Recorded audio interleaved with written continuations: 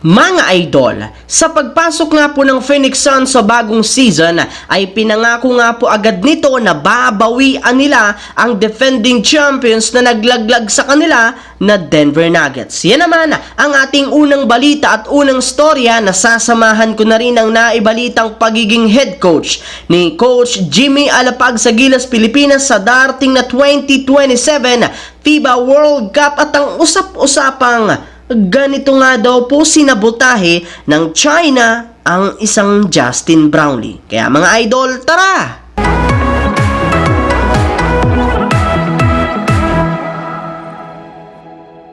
Ang videong ito mga idol ay hatid sa inyo ng Aurora Game, isang play-to-earn mobile app na kung saan pwede kang kumita habang nag-e-enjoy ka. Maraming mga games dito mga idol gaya ng Color Game na alam kong siguradong mananalo kayo. Dragon versus Tiger na simple lang pipili ka lang kung Dragon ba o Tiger ang mananalo. Meron ding Toss a Coin na alam kong alam nyo na at marami pang iba. Sobrang dali lang mag-register gamit lang ang iyong mobile number, hintayin ang verification code at gumawa ng password. Madali lang din mag-cash in at pag panalo, cash out agad gamit ang iyong GCash account. Kaya ano pang hinihintay nyo mga idol?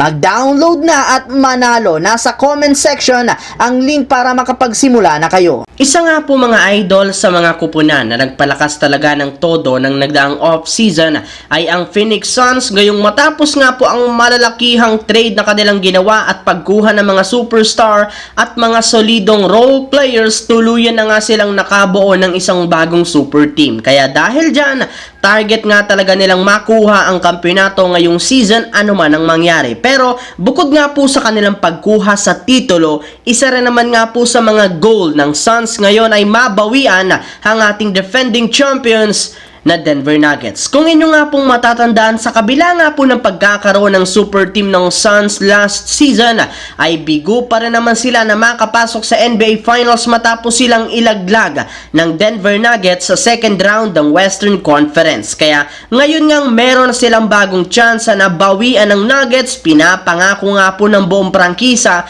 ng Phoenix Suns, especially sina Devin Booker, Kevin Durant, na tatalunin nila ito ngayong season. Samantala, pumunta naman tayo sa ating pangalawang storya sa usap-usapan ng mga fans na pagiging head coach ni Coach Jimmy Alapag sa Gilas, Pilipinas sa darating na 2027 FIBA World Cup. Kahit man nga po mga idol naging matagumpay si Coach Tim Cone sa paghawak ng Gilas sa nagdaang Asian Games, ay hindi pa rin naman nga ito fully committed sa ating national team, gayong mas nakatuon pa rin naman siya sa kanyang mother team na Barangay Ginebra. Yes mga idol, bagamat man gusto ng mga fans na manatili si Coach Tim Cone bilang head coach ng Gilas sa mga susunod na tournament sa kanilang sasalihan, ay questionable pa rin naman nga ito hanggang sa ngayon. Pero kung sakasakali man nga pong umayaw si Coach Tim Cone, maaari nga po na si Coach Jimmy Alapag ang humawak sa Gilas, Pilipinas para sa darating na 2027 FIBA World Cup. As of now, nagtatrabaho na nga po si Alapag bilang assistant coach mismo ng Sacramento Kings. Kaya kapag tumagal siya dito, sigurado nga po na magkakaroon ito ng sapat na experience upang mag-handle na ng tama ang ating national team. Habang dumiretso naman tayo sa ating huling storya sa usapang ganito nga daw po sinabotahe ng China si Justin Brownlee. Katulad nga po mga idol ng naibalita ko sa inyo, marami para naman nga pong mga Pinoy fans ang naniniwala na sinabotahe ng China ang pagpositibo ni Justin Brownlee sa pinagbabawal na gamot. At ilan nga po sa kanila ang nagsabi na maaari nga pong inilagay sa pagkain ng ating import ang nasabing gamot habang ito ay naglalaro noon sa China. Pero ayon rin naman nga po mga idol sa pinakahuling inilabas na balita, maaari nga po na nakuha iyon ni Brownlee sa kanyang iniinom na gamot ngayon sa kanyang injury. Sa katunayan, kasalukuyan na nga pong kinokolekta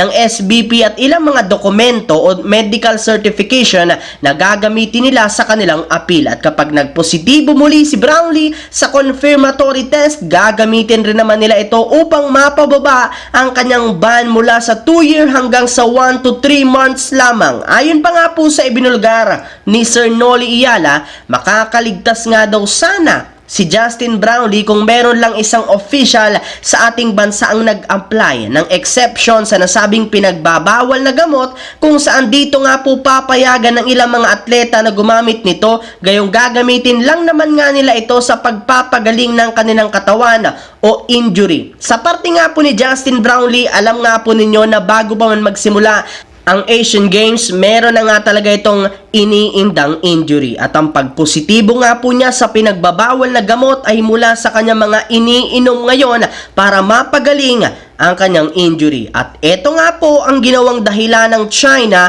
upang gawing positibo ang ating naturalized import. So yun lamang mga idol ang ating pinakabagong balita ngayon na ating pinag-usapan dito. Once again, this is your J-Zone TV. Huwag kalimutang mag-like at syempre mag-subscribe na rin, pindutin ang notification bell sa akin channel para lagi kayo maging updated sa mga videos na pinapalabas ko. I-follow nyo na, bisitahin at i-like ang ating Facebook page, J-Zone TV. Thanks for watching mga idol. Hopefully, nag-enjoy kayo ngayon.